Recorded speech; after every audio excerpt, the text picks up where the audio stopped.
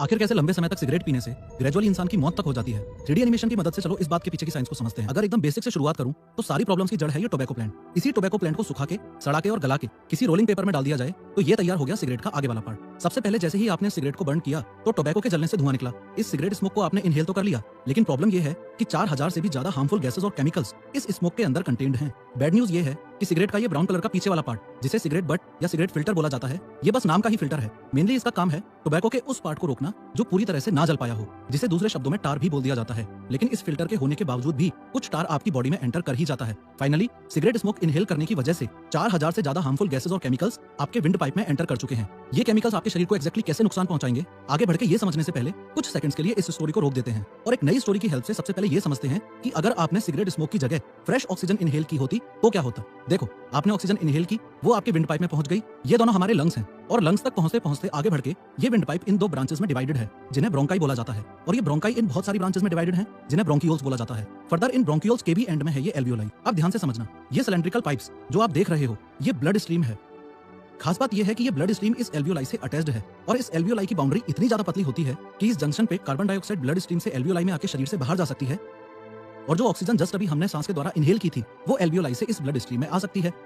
इस blood stream में ये जो रेड कलर के शेप्स आप देख रहे हो, ये हमारे खून के अंदर रेड ब्लड सेल्स हैं। इन रेड ब्लड सेल्स के अंदर एक प्रोटीन होता है, हीमोग्लोबिन। ये ऑक्सीजन एल्वियोलाई से ब्लड स्ट्रीम में आके इस हीमोग्लोबिन से बाइंड हो जाती है और फर्दर जैसे जैसे ये ब्लड हमारे पूरे शरीर में सर्कुलेट होगा, इसके साथ साथ ये ऑक्सीजन भी पूरे शरीर में सर्कुलेट होगी। फॉर एग्जांपल, लंग्स से ऑक्सीजन निकली और पैरों में चली गई, हाथों में चली गई, ब्रेन में चली गई, एक्सेट्रा एक्सेट्रा। अब हम वापस अपनी सिगरेट वाली स्टोरी पे आ जाते हैं। ये जो 4000 प्लस हार्मफुल केमिकल्स आपने इनहेल किए, वो भी विंड पाइप से ब्रोंकाई में आए, ब्रोंकाई से ब्रोंकियोल्स में आए, ब्रोंकियोल से एल्वियोलाई में आए और यहाँ से सारी प्रॉब्लम्स शुरू।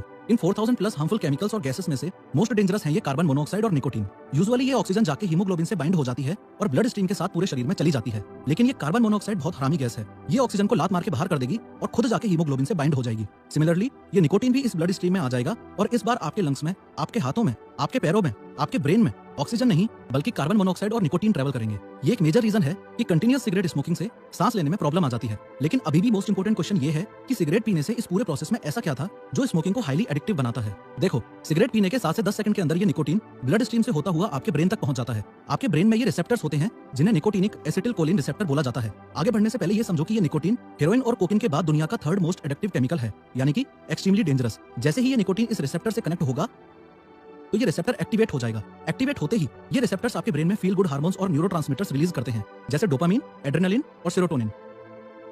ये हार्मोन्स आपकी हार्ट बीट इंक्रीज करके आपको फ्रेश फील करवाएंगे, आपको ज्यादा एनर्जेटिक, ज्यादा फोकस्ड और ज्यादा अटेंटिव फील करवाएंगे। टेम्परेरीली आपका कंसंट्रेशन भी इंक्रीज होगा, डाइजेस्टिव सिस्टम बेटर परफॉर्म करेगा और मोस्ट इंपोर्टेंटली आपका स्ट्रेस दूर होगा।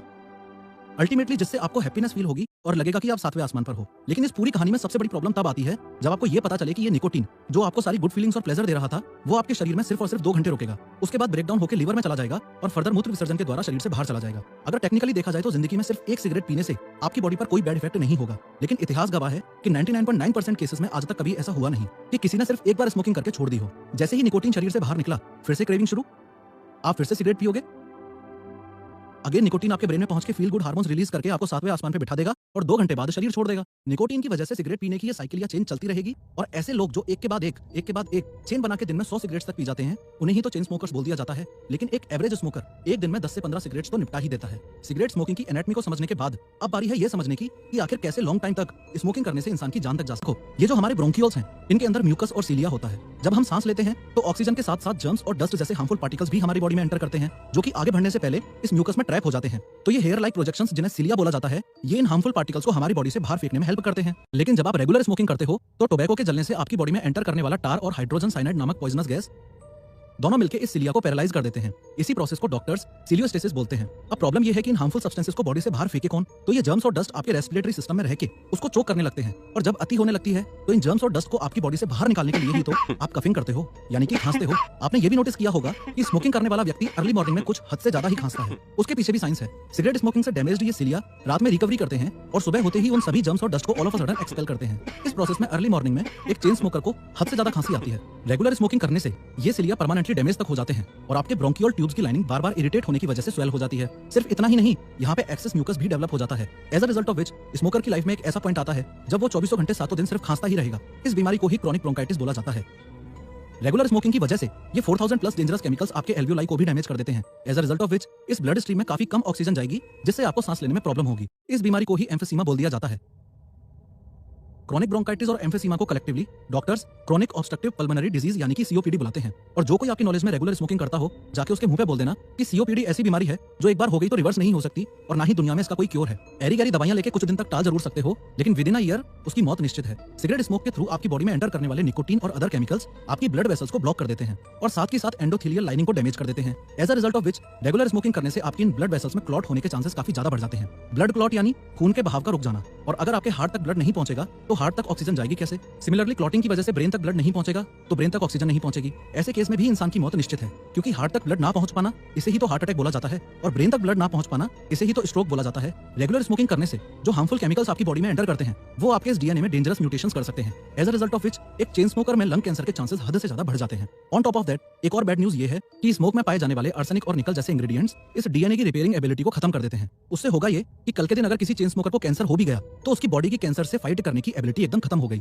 At the end of the day फिर से मौत निश्चित है। ऑनेस्टली स्पीकिंग सिगरेट पीने से जो हार्मफुल सब्सटेंसेस आपकी बॉडी में एंटर करते हैं उनके किस्से सुनोगे तो चौंक जाओगे।